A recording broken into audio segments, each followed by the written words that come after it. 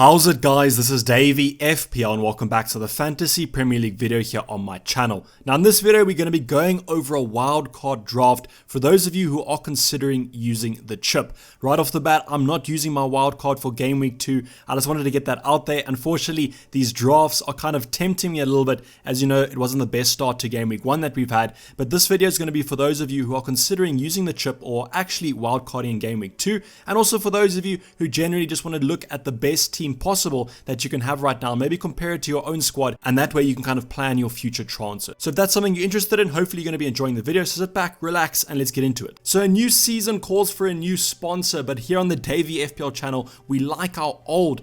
So I've brought back the old sponsor, OneFootball, but with a completely new revamped app. Yes, OneFootball has gone over a complete marketing revamp, new logo, new everything. I've checked it out, looks really good. They kind of took the old app, but just made it better. So I'm really appreciative of that. If you want to go check them out, link down in the description below to go download the app. If you don't know who they are, they're the biggest app on iOS and Android. So go check them out. I personally use them, so I can recommend them from a personal level. So before we get into the wildcard draft, I wanted to highlight FPL Dare here. He's doing a weekly wildcard video series from now till the end of the season. A great series. I think it's going to have a lot of success throughout the season. I just wanted to highlight FPL Dare here because obviously this is a wildcard draft as well. So he released this video yesterday, so go check him out. I didn't want him to think that I'm kind of copying this series or anything. I'll probably only be doing wildcard drafts for Game Week 2 and 3, and then maybe in the middle of the season when a lot of people are using their wildcards as well. So go check his link down in the description below. It'll be the first link, and go watch that video. If you don't know FPL Dare, he's actually taking things a little bit differently this season, and he's going to be trying to get the best rank as possible. I think he got off to a better start than me, so go check him out. So teams to watch, this is basically why a lot of people are contemplating using that wildcard. We do have the United assets and the City assets as well, but I've kind of talked about those players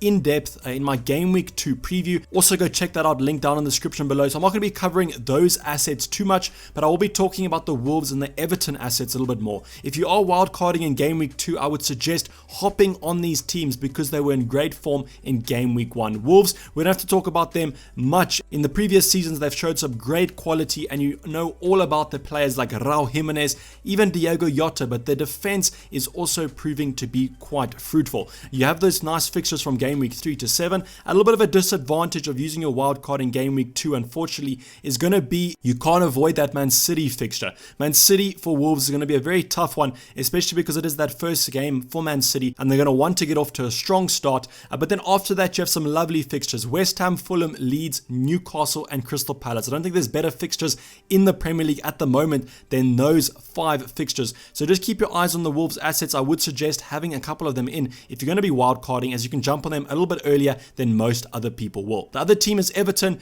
We spoke about them in a lot of depth in the previews because of their strong showing against Spurs. Now what I'm kind of hoping with for Everton is they continue this form against the stronger opposition. Spurs are considered a top 6 quality team, so if they continue this form against the weaker opposition, I think they're going to be in for a great season, and the FPL assets are going to be even better. West Bromwich Albion at home in Game Week 2 is going to give us a good analysis of the team, and if you are wildcarding, you might as well just jump on them and hope they do the best, and I think they really will. They've got some nice cheaper options than some of the premiums, which we'll be talking about in the wildcard draft, that allow you to save that budget and still afford those premium assets. So these two teams are the main teams I would focus on. There are other teams, like I said, Man City and United. In this draft, I won't be covering Man City too much because I do think you can get away with not having a Man City player in Game Week 2 and then bring them in for Game Week 3, but I'll talk about that a little bit later on. So this is the draft I came up with. This also depends a lot on your budget. There have been some price rises and some price drops, so please keep that in mind. The one thing I wanted to say is because I owned Sadio Mane, I could not actually afford this draft at 0.1 million. So if you can manage to find 0.1 million, you can afford this team if you had Mane, but I'm kind of assuming that most people own Salah because of the higher ownership. So if you own Salah, you can afford this draft. If you own Mane, I would suggest maybe downgrading Taylor to a cheaper option, maybe a 4 mil like Mitchell, and then you can afford this draft, or maybe just take Digne to Keane or Coleman, and then you have an extra 1 million to spend. But I just wanted to get that off from the start so that you guys don't get too confused when you make this draft. Starting off in goal, we have Steer and Ryan. Steer, there's not much to talk about. I just picked him as my 4 million option, but you can go for any 4 million option that you please. Unfortunately, Steer won't be starting for Aston Villa, maybe for the first game week, but they've signed Martinez from Arsenal, So I definitely think he's going to be their starting keeper. And then with Ryan, I've just picked Ryan here because I prefer having Ryan and Walker-Peters. You could also go for McCarthy and Lamptey. I think that those two, there's not much between them. Walker-Peters and Lamptey are both going to be really attacking throughout the season. It just kind of depends on who gets the more attacking threat. I've just gone for Ryan as my 4.5 here. You could go for another 4.5. It's probably going to be between him and McCarthy. I think either of those are good options. I spoke about Walker-Peters. The other 4.5 option here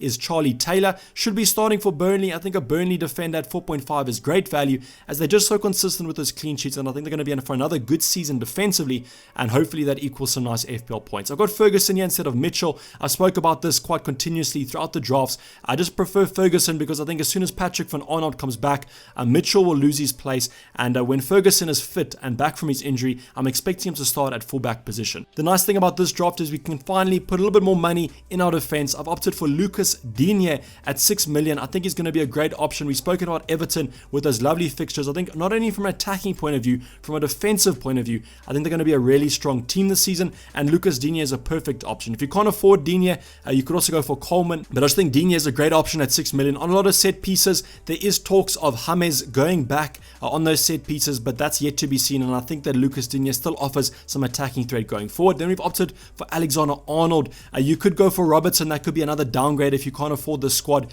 Robertson and Alexander-Arnold, currently there's not much between them. I just favor a Trent because of those direct free kicks that he's usually on, and I can see him scoring a couple over the rest of the season. The midfield, we've gone for budget and premium. Bruno Fernandes and Salah are the premium options here. I've gone for Bruno Fernandes as I think there's so many strikers currently that we really want to sink our teeth into. So Bruno Fernandes offers a little bit of a nice alternative in that Manchester United midfield. You could go for Rashford as well. I just prefer Fernandes. It's on those penalties, as we all know, and there's kind of that main talisman for United at the moment.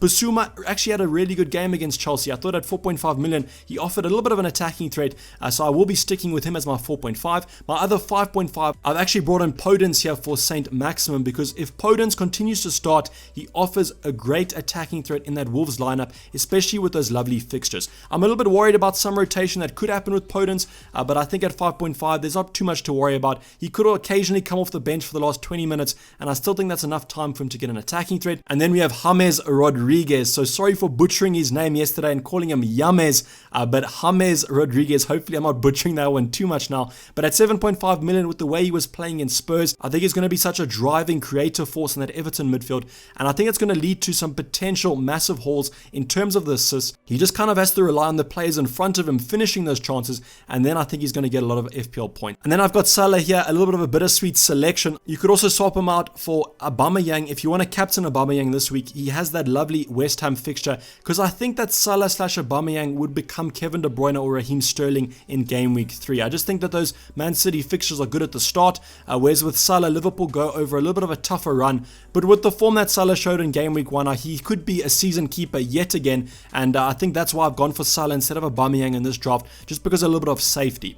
In the forward line, I've spoken about that insane value that you can have with your forwards, and that's exactly what we have here. I've gone for Timo Werner, Calvert-Lewin, and Raul Jimenez. So with Jimenez, I know they play Man City in that game week 2, but after that, they have some really nice fixtures, and I think he's going to have a great season yet again. Calvert-Lewin, great value at 7 million, also going to have a good season if Everton can keep up this form. And then Timo Werner. So Timo Werner, there's a lot of question marks about him because of this potential injury that he does have, but it is just a dead leg. And in a post-match interview, he said that he'll be able to recover from this relatively easy. Maybe monitor this over the upcoming weeks. I'm pretty sure Frank Lampard will say something, hopefully before that Liverpool game, if Timo Werner is going to miss that. But if he does miss that Liverpool game, it's not the end of the world. They face West Bromwich Albion the game week after that, which I think is going to be a really nice plum fixture for Chelsea, and could even be a captaincy consideration there. If you want to go for Martial, you could also go from that. Could be a downgrade that you look at, or if you really need some cash and you are quite strapped in that forward line, you could downgrade him to another option that is cheaper,